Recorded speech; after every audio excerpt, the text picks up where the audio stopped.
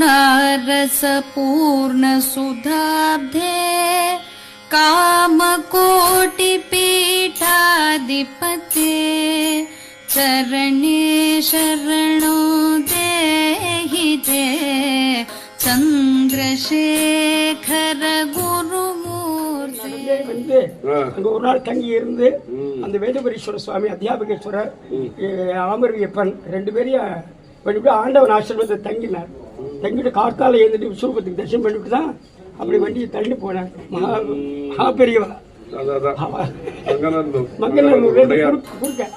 அக்ஷயானந்த சித்சக்தே दक्षिणाधिमुख शिवाकृते अक्षयानन्द चित्सक्ते दक्षिणाधिमुख शिवाकृते रक्ष रक्ष मां तपोनिधे चन्द्रशेखर गुरुमूर्ते रक्ष रक्ष मां तपोनिधे चन्द्रशेखर गुरुमूर्ते चन्द्रशेखर गुरुमूर्ते चन्द्रशेखर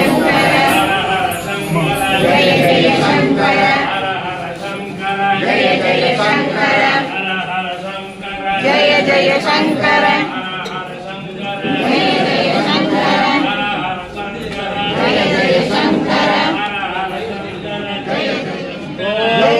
शंकरस्तु भगवन् विश्वेश्वराय महादेवाय त्र्यंबकाय त्रिपुरांतकाय सुधात्मिकाय कालाय नीलकंठाय मृत्युंजयाय सर्वेश्वराय श्रीमन्महादेवाय नमः.